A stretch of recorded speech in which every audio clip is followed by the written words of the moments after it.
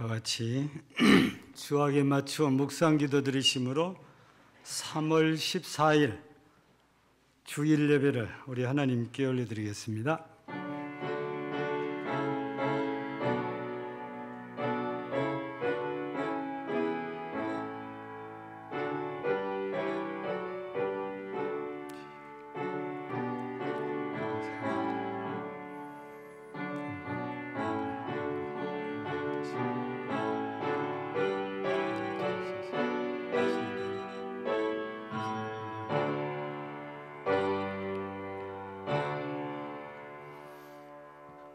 기쁨으로 여호와를 섬기며 노래하면서 그의 앞에 나아갈지어다.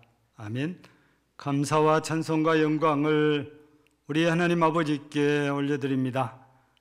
오늘도 우리 하나님 변함없이 우리를 사랑하시고 우리와 함께 하심을 믿고, 오늘도 하나님께서 사랑하시던 하나님의 거룩한 백성들이 정한 장소, 정한 자리에, 정한 시간에 모여서 우리 하나님께 예배로 영광을 돌려니 홀로 영광을 받으시고, 이 시간도 사모하며 이 자리에 나온 주의 모든 살아가는 백성들에게 놀라운 은혜로 충만케 하옵소서. 예수님 이름으로 기원하옵나이다. 아멘. 찬송 1장입니다.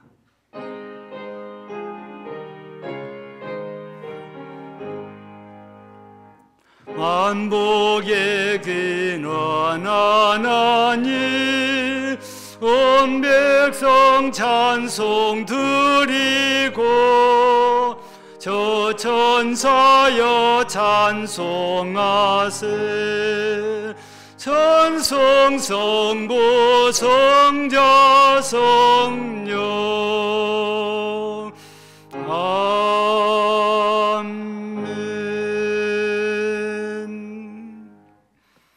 여호와여, 의의 호소를 들으소서. 나의 부르짖음에 주의하소서.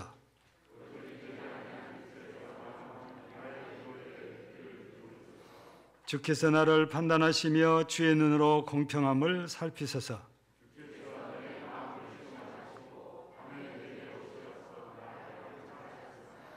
흠을 찾지 못하셨사오니 내가 결심하고 입으로 범죄하지 아니하리이다.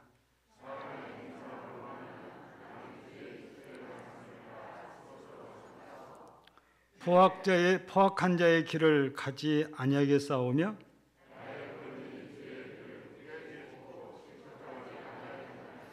하나님이여 내게 응답하시겠으므로 내가 불렀사오니, 주께 피하는 자들은 그 일어나 치는 자들에게서 오른손으로 구원하시는 주여. 아멘. 전능하사 천지를 만드신 하나님 아버지를 내가 믿사오며 그의 외아들 우리 주 예수 그리스도를 믿사오니, 이는 성령으로 잉태하사 동정녀 마리아에게 나시고 본디오 빌라도에게 고난을 받으사 십자가에 못 박혀 죽으시고 장사한 지 사흘 만에 죽은 자 가운데서 다시 살아나시며 하늘에 오르사 전능하신 하나님 우편에 앉아 계시다가 저리로서 선자와 죽은 자를 심판하러 오시리라. 성령을 믿사오며 거룩한 공예와 성도가 서로 교통하는 것과 죄를 사하여 주시는 것과 몸이 다시 사는 것과 영원히 사는 것을 믿사옵나이다. 아멘. 찬송 40장입니다.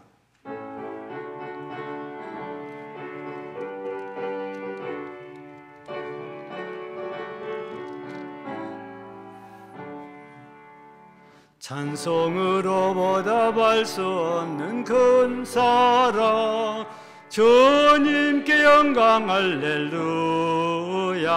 형제자매 모두 함께 모여 찬송해.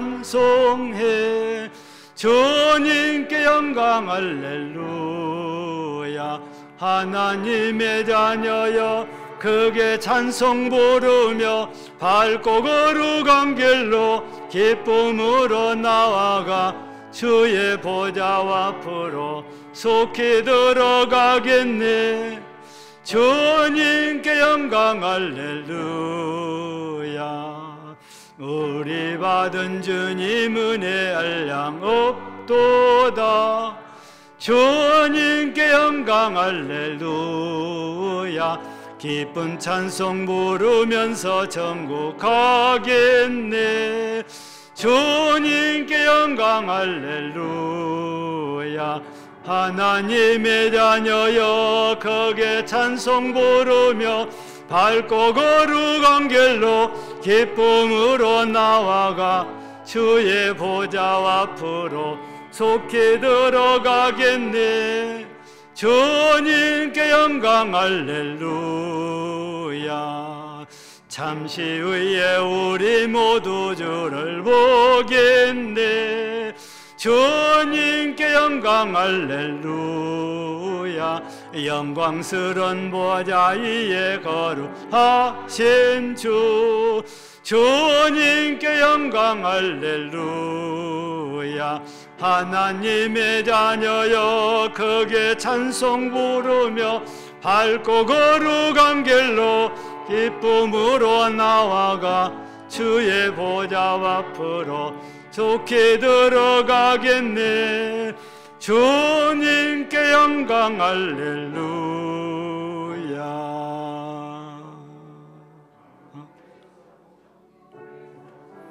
높여서 주님께 영광 할렐루야. 영광스럽 주의 공로 찬양하겠네. 주님께 영광 할렐루야. 하나님의 자녀여 크게 찬송 부르며 밝고 거룩한 길로 기쁨으로 나아가 주의 보좌 앞으로 속히 들어가겠네. 주님께 영광 할렐루야.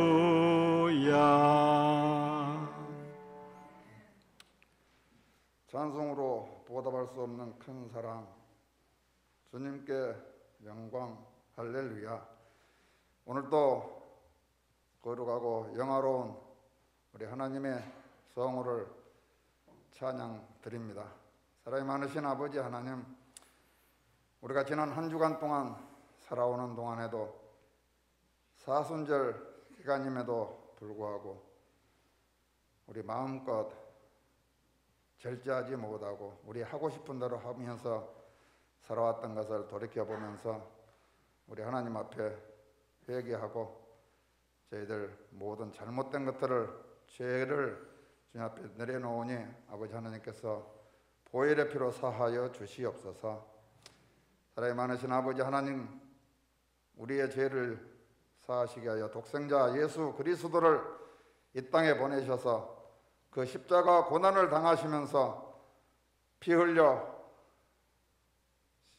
돌아가시기까지 우리를 사랑하신 아버지 하나님, 하나님의 은혜를 너무나도 생각할 때마다 감사하고 또 감사하며 저희들 무엇으로도 그 은혜를 다 감당할 수 없는 이런 자신들을 고백합니다.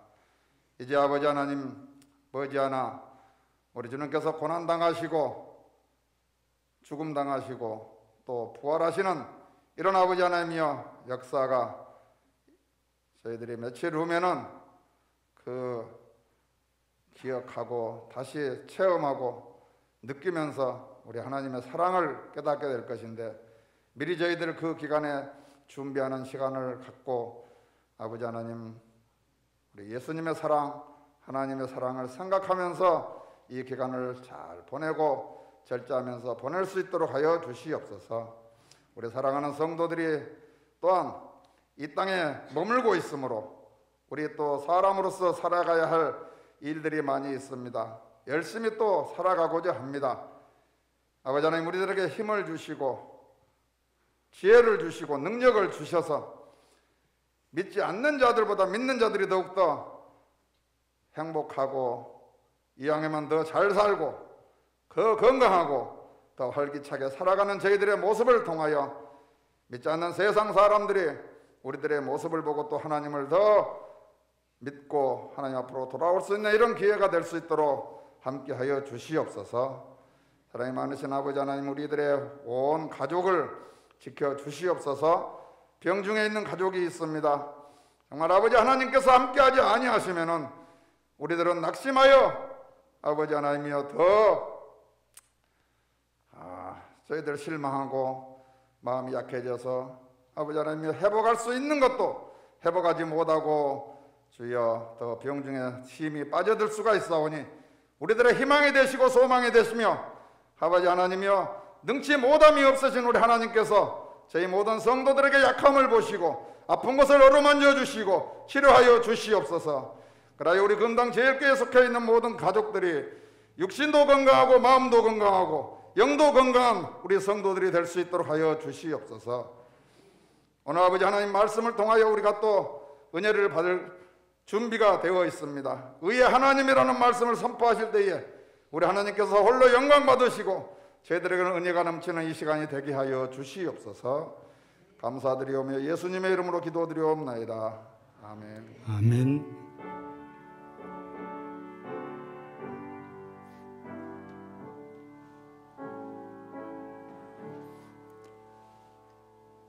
하나님 말씀 같이 보십니다.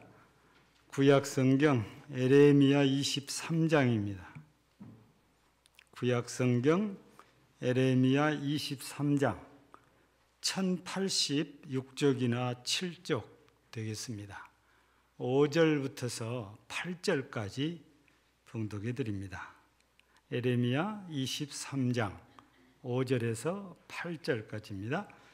여호와의 말씀이니라. 보라, 때가 이르리니 내가 다윗에게 한 의로운 가지를 일으킬 것이라. 그가 왕이 되어 지혜롭게 다스리며 세상에서 정의와 공의를 행할 것이며 그의 날에 유다는 구원을 받겠고 이스라엘은 평안히 살 것이며 그의 이름은 여호와 우리의 공이라 일컬음을 받으리라. 그러므로 여호와의 말씀이니라.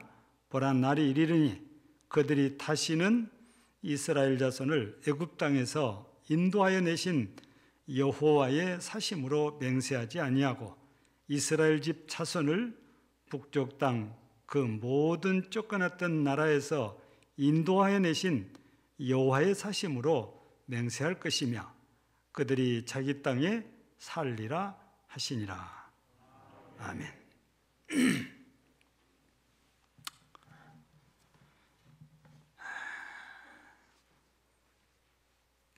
찬송을 부르는 중에 첫 소절 그때 우리 반주자하고 반박자가 제가 틀렸어요. 앞서 나갔죠, 반박자를. 저걸 보고 했는데 일부 예배 때는 찬송을 보고 하니까 제대로 불렀거든요. 근데 그래서 그거 찬이라고 4절을 깜빡한 거예요. 근데 보니까 우리 저기 나온 게 표가 없어요. 그래서 내가 저기대로 따라 부르니까 반주하고 반박자가 안 맞는 거예요, 이게. 그거 분이라고 제가 잠깐 실수를 이렇게 했습니다. 죄송합니다.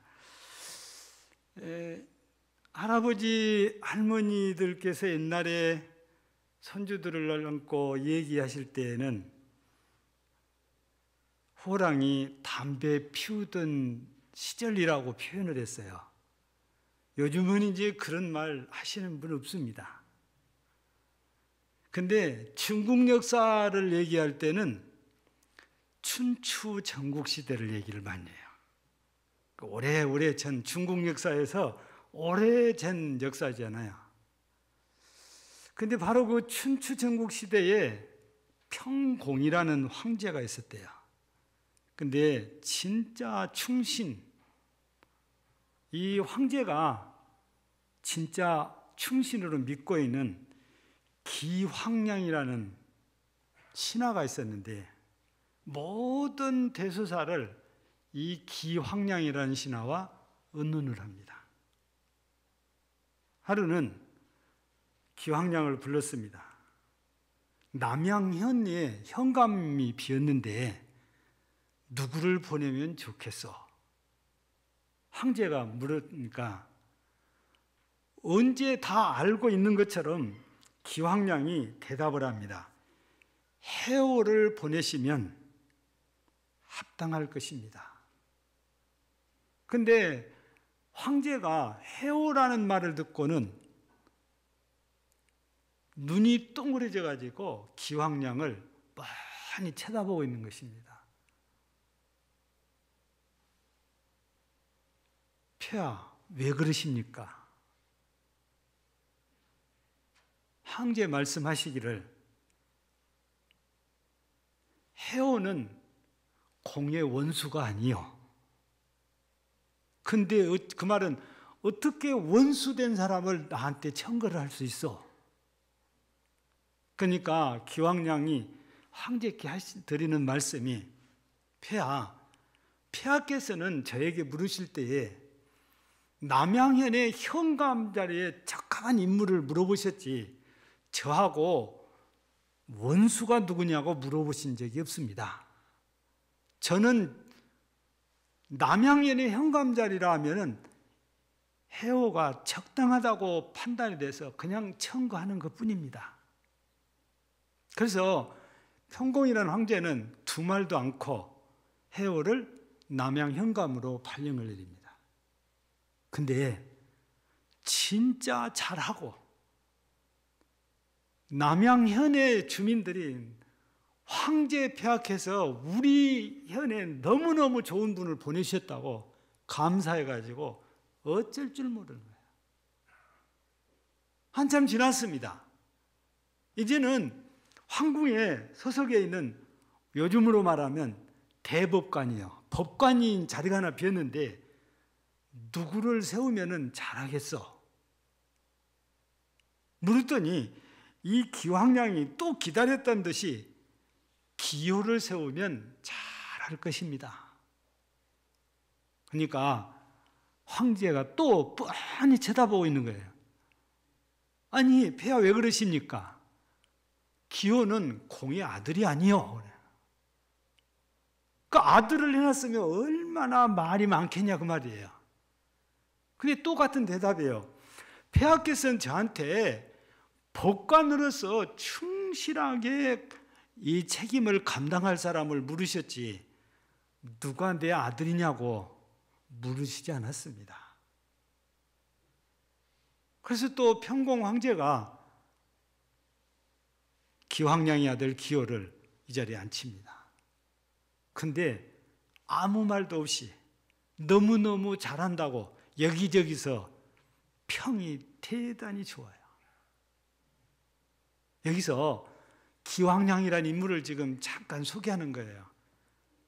자신과의 관계에 관계없이 상관없이 국가와 왕실과 민족, 국민들을 위해서 가장 충성스럽게 황제에게도 충성하고 백성들에게도 헌신할 이런 인물을 그냥 천거하는 거예요. 나하고 관계가 나쁘니까 안 되고 내 아들이니까 되고 이런 게 없어요. 여기에서 기왕량이 정말 인재를 청구할 때는 공평하게 청구하는 모습을 우리가 볼 수 있죠. 오늘 이 시대에 우리나라를 비롯해서 모든 나라들이 장관 아니면은 보좌관 높은 고위직의 공직자들을 청구할 때에 이런 분들을 청구하고 이런 자세로 청구를 한다면 얼마나 좋을까 이런 생각을 합니다. 오늘 본문 말씀은 예수님이 태어나기 전 600년 전에 예언됐던 말씀이세요. 지금으로 따지면 2600년 전이 되겠죠? 근데 그때 당시의 상황이 별로 그렇게 좋지 않아요. 에레미야 시대 하면은 이스라엘의 멸망이 코앞에 있을 때니까. 그래서 오늘 본문의 1절을 보면은 지도자들에 대한 얘기가 잠깐 언급이 됐어요. 잠깐 볼까요? 여호와의 말씀이니라 내 목장의 양떼를 멸하며 흩어지게 하는 목자에게 화 있으리라. 여러분, 하나님께서 내 목장이라고 하면은 이스라엘을 말하는 거잖아요. 그러면 여기서 이스라엘인데 이 목자는 누구냐? 틀림없이 왕이단 말이에요. 어찌 왕만 염두하겠어요? 이 정치적인 지도자는 왕이지만 종교적인 지도자는 대제사장일 거 아니에요.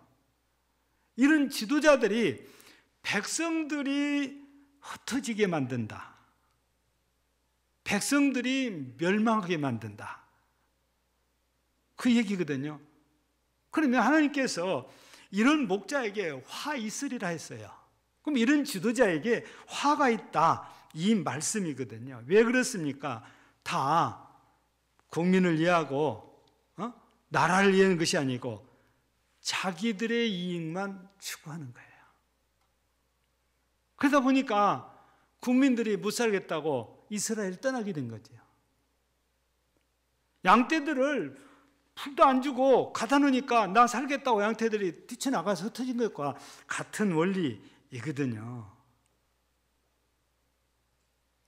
공평한 것이 아니고 불공평하다 그 말입니다. 쉽게 말하면 자기 배만 불리고 자기 주머니만 채우는 당시의 지도자들 지금 지적하고 있는 이 얘기입니다.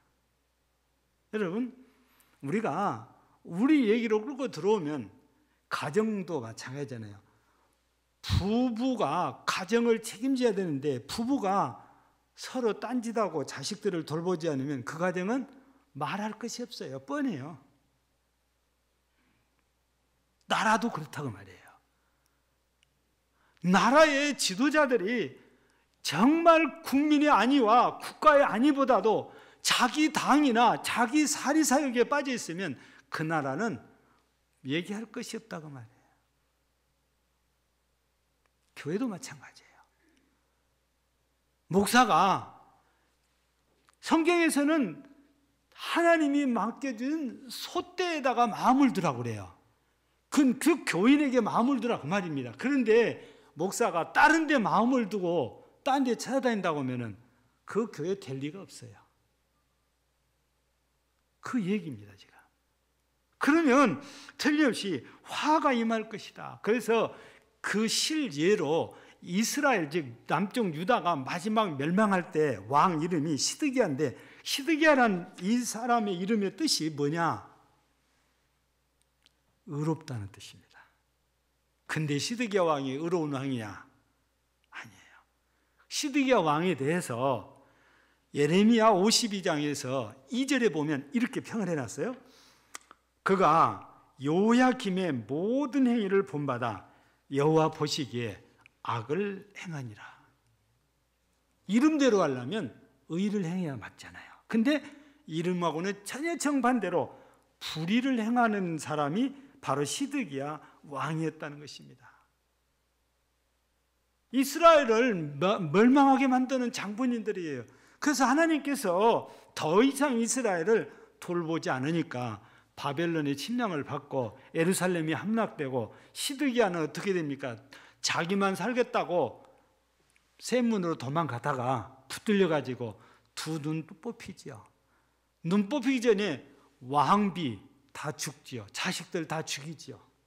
그리고 시드기야는 두 눈이 뽑힌 채 쇠사슬에 꽁꽁 묶여 미아리곡에 넘어간 그 얘기가 아니고 바벨론으로 끌려가잖아요. 망해요. 화가 난다고 말이죠. 지금 이렇게 될 것을 예레미야 선지자가 누누이 하나님의 말씀을 전달하지만 시드기야 왕이 안 듣다가 결국 그렇게 됐어요. 근데 오늘 본문 말씀 보면은 이렇게 안 좋은 상황인데 5절 말씀에서 보면은 뭐라고 예언이 됐습니까? 여호와의 말씀이니라 보라 때가 이르니니 내가 다윗에게 한 의로운 가지를 일으킬 것이라. 그가 왕이 되어 지혜롭게 다스리며 세상에서 정의와 공의를 행할 것이다. 그러니까 에레미야 선지자 당시 왕인 시드기야는 악을 행했단 말이야. 악으로 다스렸단 말이야. 그런데 앞으로 다윗에게 의로운 한 가지가 나와서 지혜롭게 정의와 공의롭게 다스릴 것인데, 그렇게 해서 6절에 보니까 그날에 유다는 구원을 받고 이스라엘은 평안히 살 것이다. 누가 이렇게 해주냐? 하나님이 이렇게 해주니까. 그래서 여호와가 우리의 공이다. 바로 여호와의 공이라는 말이 오늘 제목대로 여호와 뭐라고 되어 있어요? 치드케누, 이게 히브리어로 공이란 말이 치드케누란 말이에요. 여러분, 에레미야의 예언대로 하나님께서 주신 말씀이니까 가깝게는 바벨론 포로의 70년이 차가니까 고레스 왕을 통해서 다 귀국하게 원하는 사람. 그리고 그때 다윗의 자손이 누굽니까? 스룹바벨이에요. 그리고 제사장은 여호수아지요. 이 사람들을 세워서 이스라엘을 다시 회복시키기 시작하거든요. 멀게는 여러분들이 상상하신 대로 우리 구주 예수 그리스도를 얘기하고 있는 거예요. 이 다윗의 의로운 가지라는 거예요. 그래서 우리가 오늘 말씀을 보면서 하나님이 어떤 분이냐 했을 때 여호와 치드케누라고 하는데 공평하신 하나님. 찬양도 있죠. 공평하신 하나님. 여러분들도 해당이 될 수도 있죠. 우리나라가 언론에서 한참 회자됐던 단어가 갑질이라는 말입니다. 갑질을 풀면 어떻게 돼요? 보다 우월한 지위에 위치에 있는 사람을 갑이라고 그래요. 계약할 때 못한 자리에 있는 사람을 을이라고 그래요. 근데 보다 우월한 위치에 있는 사람들이 자기 하고 싶은 대로 자기 이득을 취할 수 없으면은 이거를 가리켜서 갑질 그래요. 이거를 풀어보면은 무슨 말이냐면 갑이 하는 짓거리. 별로 은혜가 안 되는 말이잖아요. 풀어놓고 보면. 갑질하면 그냥 들을만한데 이걸 풀어가지고 갑이 하는 짓거리 그러면 별로 은혜가 안 됩니다. 근데 우리나라는 좀 그런 면이 있어요. 예나 지금이나 크게 다르지 않아요. 근데 우리 국민들은 다들 좋아가지고 그래도 잘 따르고 세금도 잘 내고 우리 국민들은 너무 좋아가지고 근데 우월한 지혜 있는 분들은 그렇지 않아요. 참 대단한 분도 있어요. 재산이 수백억이라고 알려져 있는데 건강보험료 3만 원 내. 이해가 안 되죠? 참 저도 이렇게 신문에서 봐서 알아요. 대단해요. 머리가 우리 한국 사람들. 왜 그렇게 해서 자기 앞으로는 하나도 안 놔둬요. 그러니까 없는 거예요. 근데 자기 마음대로 써요. 그럼 자기 거잖아요. 그러니까 이 갑의 자리에 있는 사람들이 갑질을 그렇게 해요. 아니 가난한 사람들이 이런 분들이 덕을 좀 봐야 되잖아요. 근데 거꾸로 돼 있잖아요. 여러분 학교에서 부를 이웃으로 구분할 때요. 건강보험료 기준이 3만 원이에요. 3만 원 이하면 가난한 사람이라고 분류를 해요. 근데 수백억의 재산가가 건강보험료 3만 원 냈다면 이해가 안 되는 일이죠. 우리나라만 그러지는 않아요. 이미 오래된 일이지만 그리스가 우리나라처럼 IMF에 빠졌잖아요. 그 이유가 그겁니다. 기업가들이 제 돈 있는 사람 돈을 다 해로 다 빼돌려서 세금을 그리스에 안 내요. 그리고 모든 복지 혜택은 다 누려요. 그리스요 사회복지 기가 막히게 잘 돼 있어요. 그러니까 나라가 망한 거예요. 국민들 복지한다고 퍼주다 보니까 국고가 바닥나서 그렇게 되거든요. 근데 공평하려면 많이 가진 자는 많이 내고 적게 가진 자는 적게 내게 돼야 그래서 평균 되게 해야 공평해진 거잖아요. 근데 이스라엘 역사를 봐도 그게 안 되고 세상 역사나 이스라엘 밖에 지금 현대 역사를 봐도 그런 것이 잘 안 돼요. 그래서 갑질이라는 말이 나오면은 거기에 흥분한 사람들이 있는데 차별을 당했던 사람들. 이런 사람들이 굉장히 흥분해요. 어떤 사람들은 돈 때문에 차별당해요. 어떤 사람들은 얼굴 때문에 차별당해요. 어떤 사람들은 배움, 가방끈 때문에 차별을 당하는 사람들도 있어요. 어떤 때는 배경 때문에 차별을 당해요. 우리 코로나19 때문에 1년 이상이 됐는데 이 중에 밖에 못 나가니까 안방에서 국민들을 즐겁게 해준다고 그래가지고 뜬 것이 트롯이잖아요. 그래서 미스터 트롯 2 시즌이 끝났는데 이거 끝나고 나니까 경찰이 수사한다고 그러대요. 우리는 아무것도 모르고 그냥 사는데 참 관심도 많아요. 수사한대 경찰. 그래서 서울 중앙 어디에다가 서울 경찰청에다가 고발이 돼갖고 지금 수사 중이래요. 뭐를 수사할까요? 이 심사가 공평하지 않다는 거예요. 근데 좀 들여다보니까 안 하면 좋겠다 그런 생각이 들어요. 왜냐하면 상처가 될 것 같아요. 이번에 탑7 중에 세 번째 된 아이 문제더라고요. 이 아이가 충청도 출신으로 돼 있더만요. 그래서 충청도 출신 회장님께서 약 48만 6천 명에게 전부 문자를 보내가지고 우리 충청도 힘 좀 쓰자. 그래서 문자 투표 있죠. 여기에 계속 보내라. 거기 나왔는데 그걸 지금 잡으려는 것보다도 누가 이렇게 고발했냐면은 누구 허락받고 이렇게 나한테까지 문자를 보냈냐? 왜 개인 이거를 사용하느냐? 이거라는 거예요. 근데 세상으로 나올 때는 이거는 공평하지 않다. 그걸로 나온 거예요. 엉뚱하게 터지는 거더라고요. 그래서 세상은 공평해야 되는데 공평하지 않는 일들이 여기저기 요소에 많이 있어요. 공평하는 것은 차별하지 않는 겁니다. 그래서 너무 차별을 많이 당했던 사람들인지 몰라도 그런 분들이 앞장서서 지금 만들려고 하는 법이 뭐냐? 차별금지법이라는 겁니다. 근데 차별금지법이 의도는 좋은데 도를 넘어서 버린 거예요. 예. 그래서 우리 기독교 전도도 못하게 해버린 거죠. 그래서 기독교에서 차별금지법을 반대, 좋은 정신이 들어있어요. 근데 도를 넘은 부분들이 또 나오니까 여기까지는 안 되는 데인데 그까지 나간 거예요.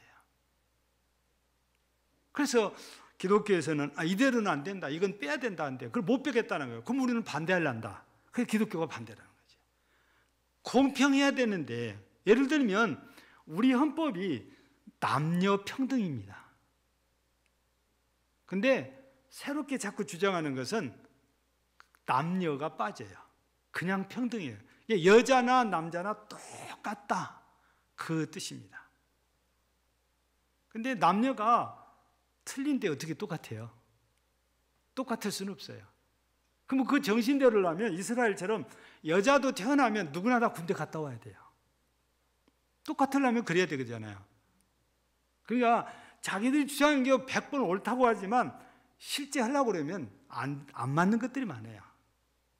있는 것을 잘 살려서 하려고 애를 썼는데 자꾸 법을 바꾸니까 공평하려다가 더 차별이 생기는, 역차별이 생기는 것이 문제가 이렇게 생겨났다고 말해요. 여러분 성경을 보세요. 하나님이 어떤 분이신가?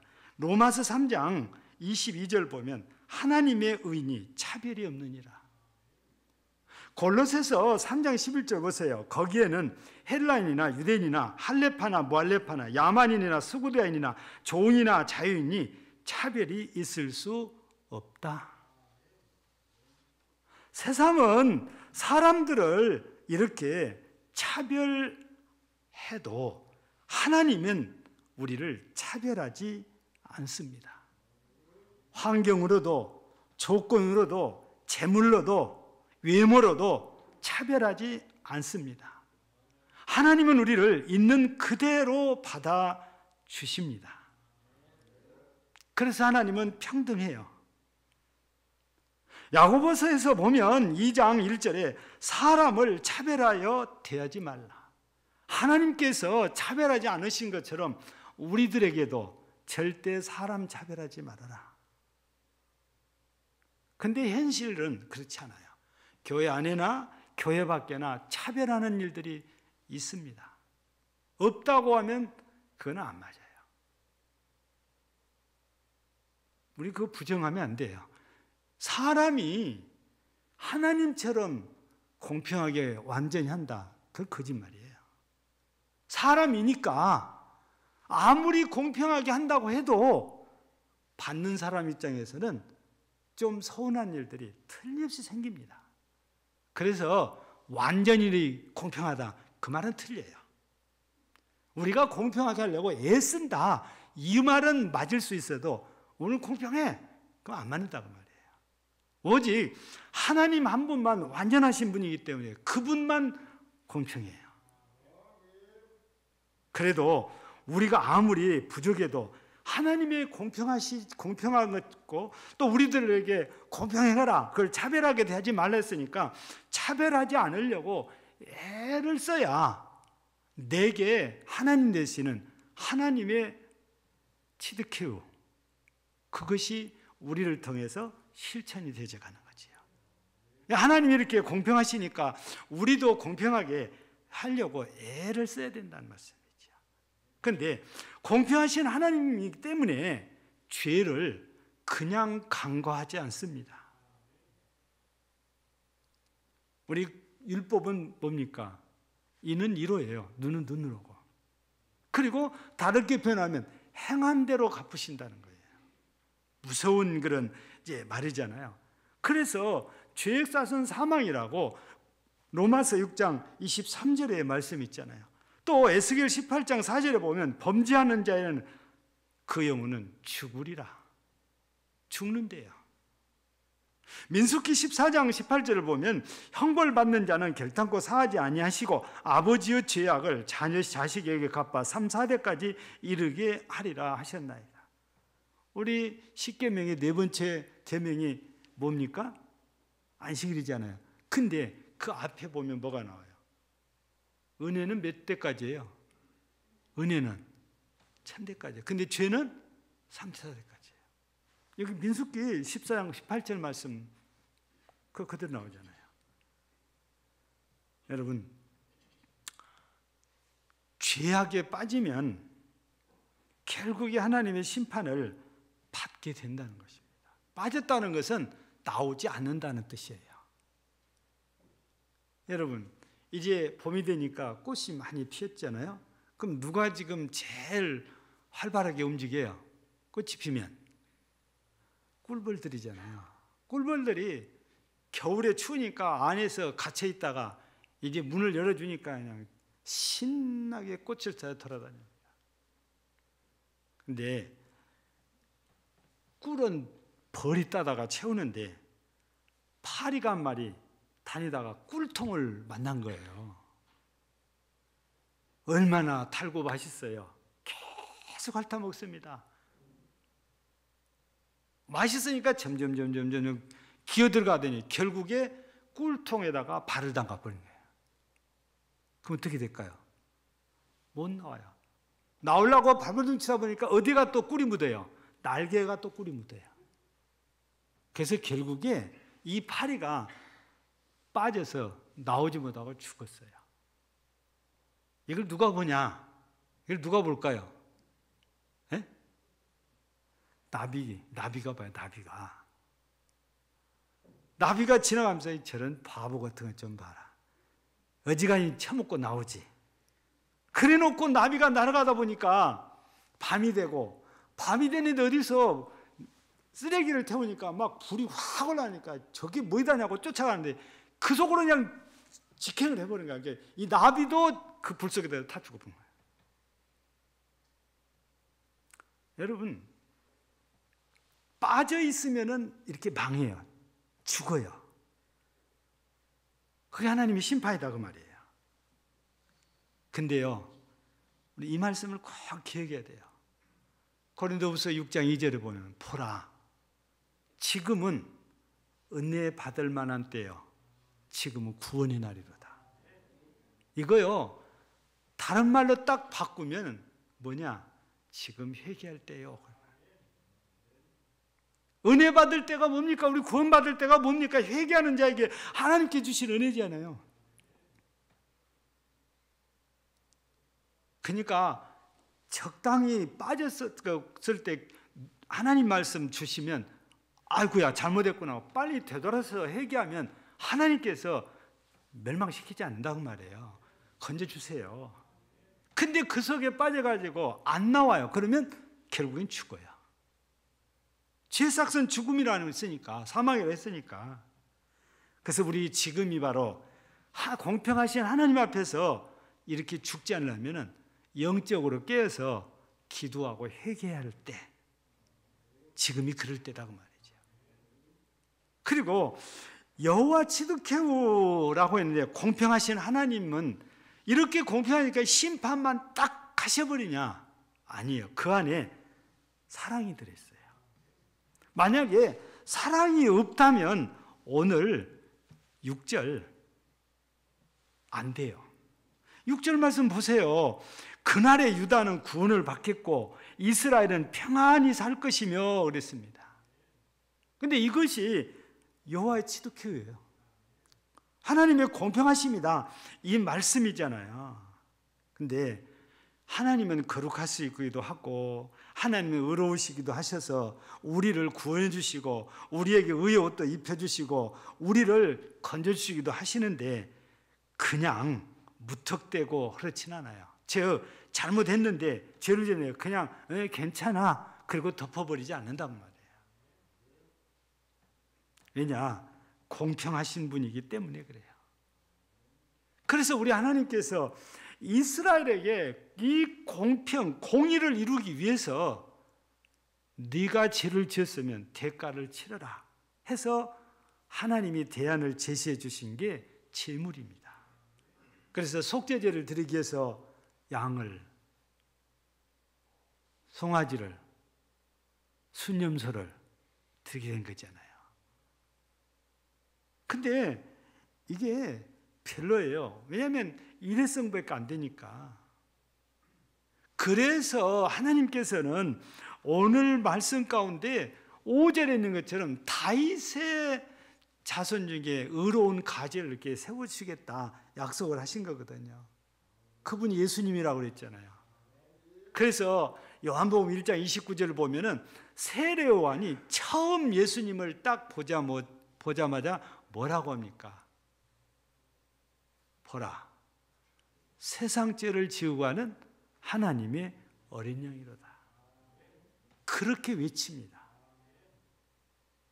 베드로 사도도 비슷해요. 베드로 사도도 이렇게 우리에게 전합니다. 2장 24절의 전서, 친히 나무에 달려 그 몸으로 우리 죄를 담당하셨으니 이는 우리로 죄에 대하여 죽고 의에 대하여 살게 하려 하십니다. 예수님께서 십자가에 죽으셨다고 말이에요. 근데 죄에 대해서 우리를 죽고 의에 대해서 살게 하시라는 거예요. 예수님이 우리의 죄를 담당하셨다는 이런 말씀이잖아요. 예수님께서도 이런 말씀을 하십니다. 마태복음 10장 28절, 마가복음 10장 45절에 보면 인자에 온 것은 섬김을 받으려 아니하여 도리어 섬기려 하고 많은 사람의 대속물로 주려 함이니라. 예수님이 이 땅에 오신 이유, 즉 목적을 밝혀주고 있는데 많은 사람들의 대속물로 주려고 오셨대요. 히브리서 기자도 그렇습니다. 피 흘림이 없은즉 사함이 없느니라. 그래서 의로우신 예수님께서 의로운 피를 흘리셔서 우리의 죄를 다 대속하시고 우리를 구해 주신 거예요. 그렇다면 고린도전서 1장 18절에서 십자가의 도 얘기하는데, 이 십자가가 예수님이 빠진 십자가는 의미가 없어요. 꼭 예수님이 십자가여야 돼요. 세상의 십자가가 너무 많잖아요. 예수님과 관계없는 십자가는 아무 의미 없어요. 여러분, 우리 아픈 소리 하나 들어야 돼요. 미국의 어느 교회 성장학자가 하는 말이, 현대교회는 병이 들었대요. 무슨 병이 들었냐? 예수가 없는 교회가 됐대요. 그래서 그 병든 거대요. 입으로는 예수를 말하는데 우리 마음속에 예수가 없어요. 행동을 보니까 그렇대요. 여러분, 교회는 어떤 것이 공평한 거죠? 하나님의 말씀대로 되는 게 공평한 거예요. 교회는 그래요. 성도들의 뜻대로 된 것이 공평한 게 아니고 하나님의 말씀, 하나님의 뜻대로 된 게 공평한 거다고 말이에요. 그런데 가면 갈수록 교회가 하나님의 뜻보다도 성도들의 뜻을 더 내세우고 주장하고 그걸 이루려고 그래요. 예수가 없어져 버리는 거예요. 떠나가 버리는 거예요. 그게 병이 들었대요. 심각한 얘기입니다.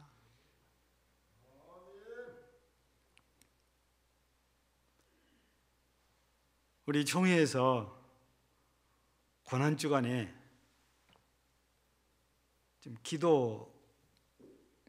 목회자들 기도를 시키려고 그런 것 같아요. 저는 잘 몰라서 가자고 그런 걸 안 간다고 그랬거든요. 근데 노 회장님이 목사님이 안 가면 안 된다는 거예요. 그래서 그냥 마지못해 대답을 했어요.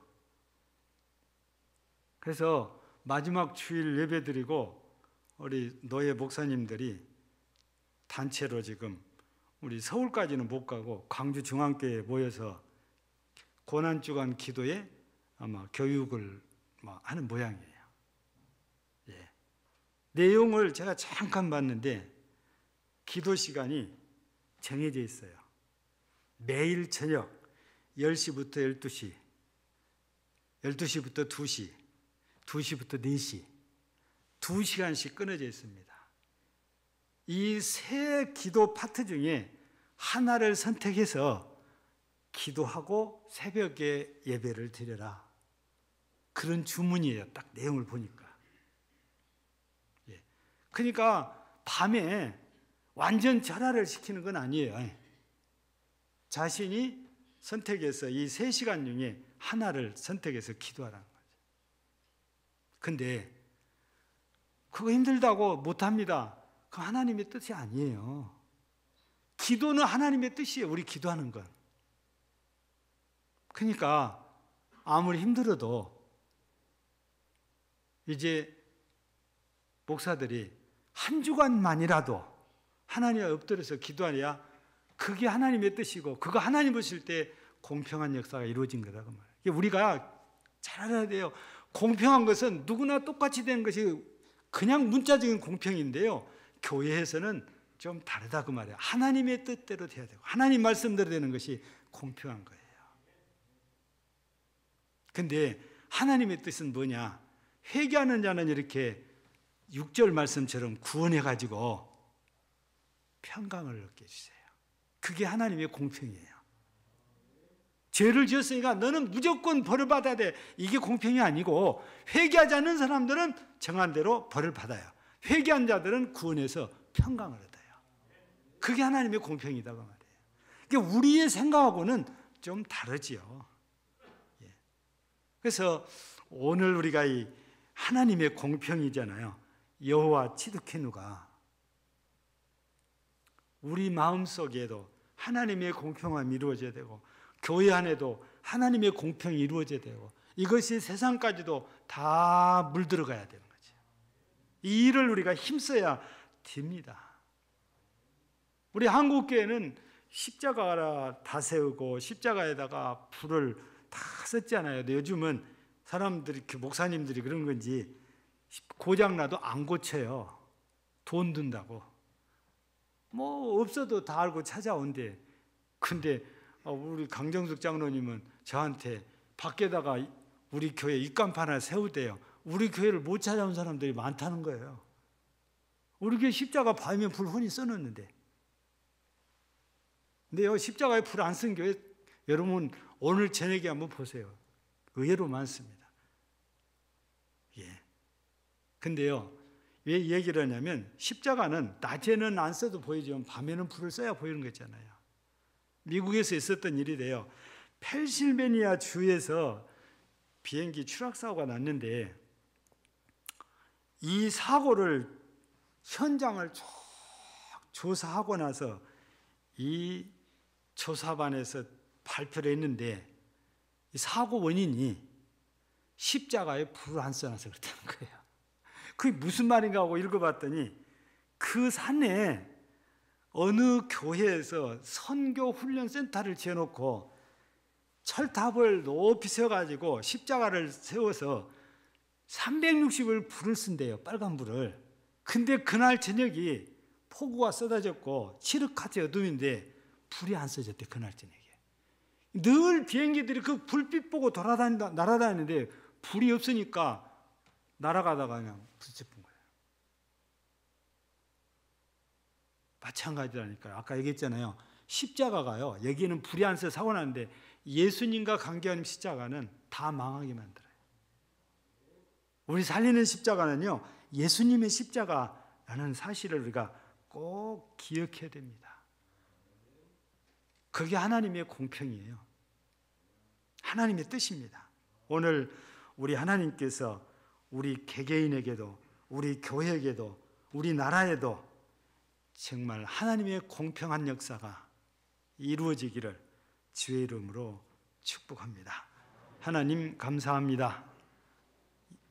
공평하신 하나님의 은혜가 우리 성도들 한 분 한 분 위에, 우리 교회 위에, 한국 교회 위에, 대한민국 위에, 그리고 전 세계 교회들 위에 공평의 은혜가 있게 하시고 영광을 받으시옵소서. 예수님 이름으로 기도하옵나이다. 아멘. 305장입니다.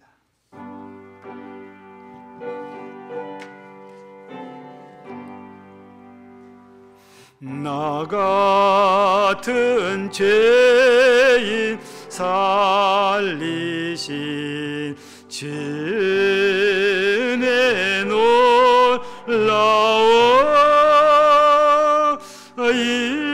잃었던 생명 찾았고 강명을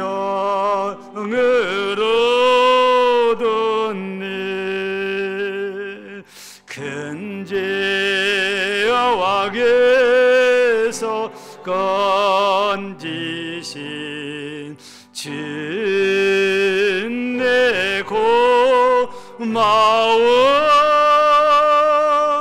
나 처음 믿은 그 시간 귀하고 귀하다. 이제껏 내가 산 것도 주님의 은혜라. 또 나와를 장차 본향에 인도해 주시리. 거기서 우리 영원히 주님의 은혜로 해처럼 밝게 살면서 주 찬양하리라.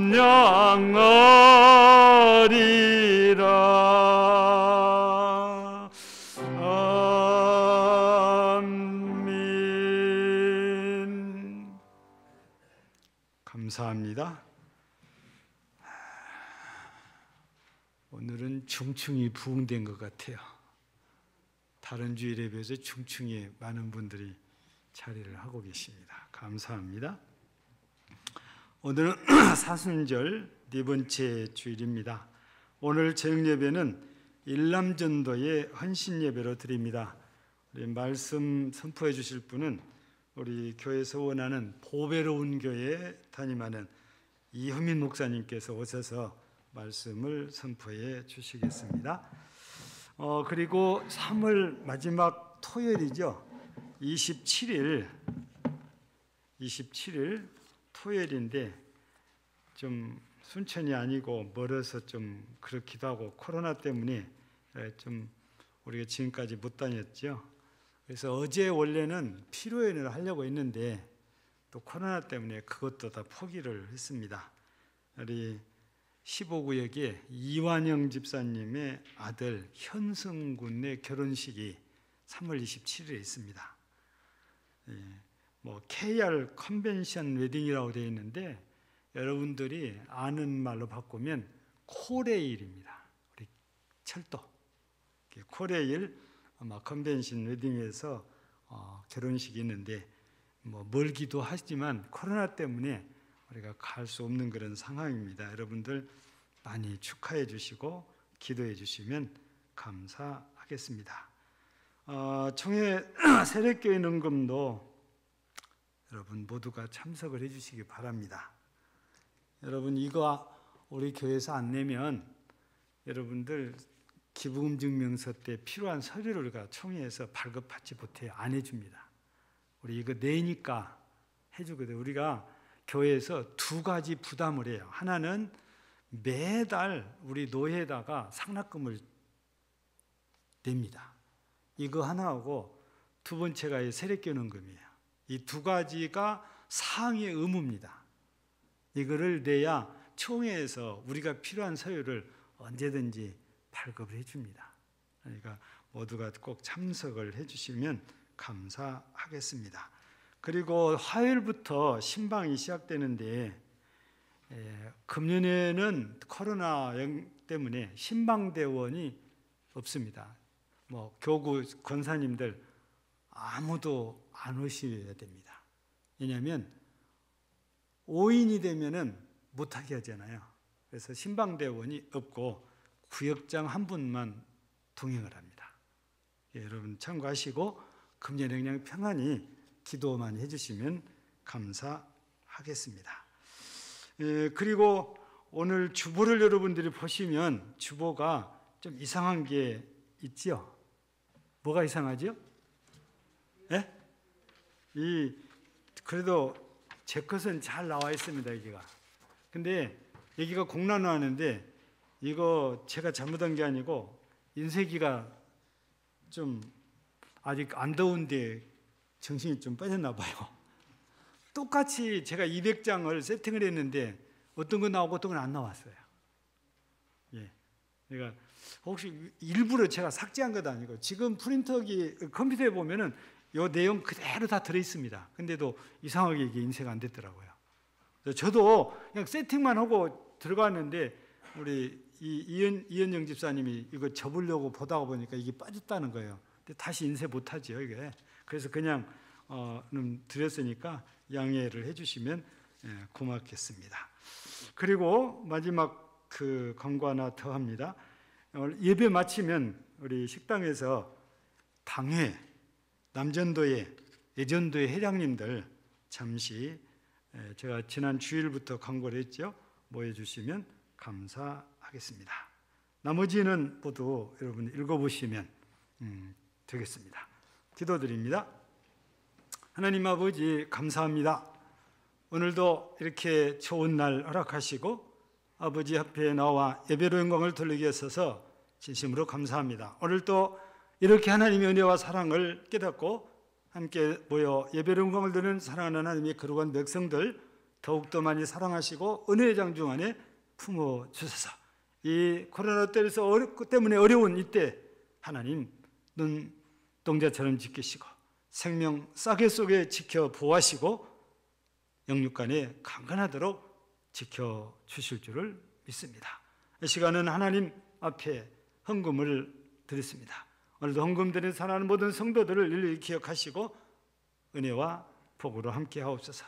오늘도 주일헌금 드리는 모든 성도들 한 주간 내내 은혜 속에서 평안케 하시고 은혜 속에서 복되게 하여 주옵소서. 또한 하나님, 믿음으로 하나님께 11제물을 드립니다. 이 믿음, 이 마음, 이 손길을 기억하시고 하나님께서 하늘의 보고를 열사 하늘의 창고를 여시고 차고 넘치도록 채우시는 은혜와 복을 허락해 주시기를 간절히 기도합니다. 또한 범사에 감사드립니다. 범사에 감사드립니다. 주님 은혜 감사드립니다. 새 봄을 주신 하나님께 감사합니다. 주님 손길 안에 살게 하심을 감사합니다. 아들 군입대합니다. 늘 하나님과 동행하는 삶이 될 수 있도록 함께하여 주옵소서. 범사에 감사합니다. 범사에 감사합니다. 놀랍고도 위대하신 하나님의 계획에 엎드려 감사합니다.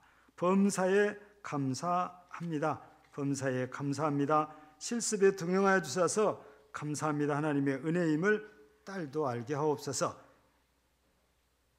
이사 은혜 가운데 잘하게 도와주심 감사합니다.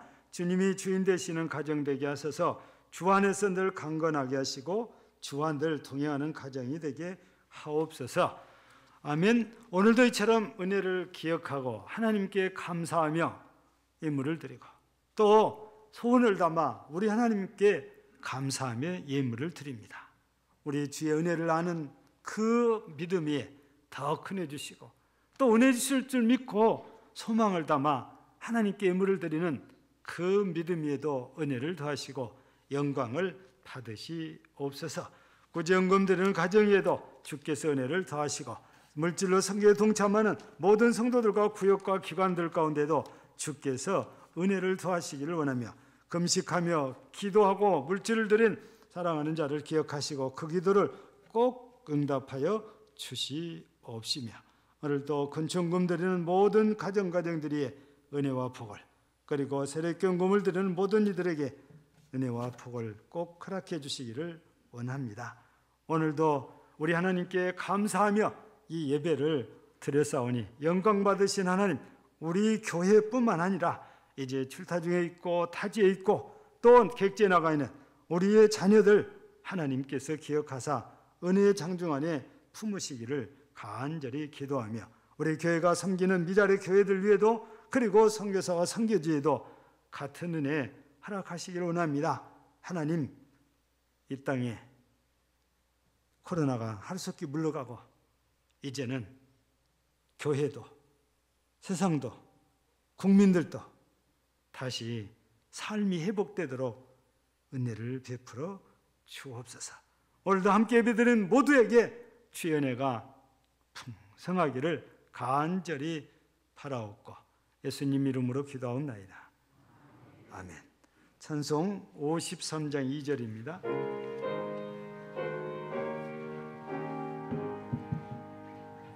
집으로 돌아가는 길 주 동행하시고 내 모든 언행식사들 다 지켜주소서.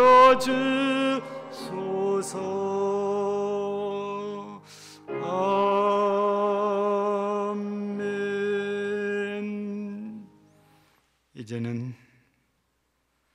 우리 구주 예수 그리스도의 은혜와 하나님 아버지의 사랑하심과 성령의 감동 감화하시고 교통 교제케 하시는 은사가 공평하신 하나님의 은혜가 임하기를 간절히 소원하며 오늘도 주 앞에 영광을 돌린 모든 심령들 위에 가정 위에 직장 위에 사업 위에 자녀들 위에 건강 위에 영원토록 함께 있을지어다.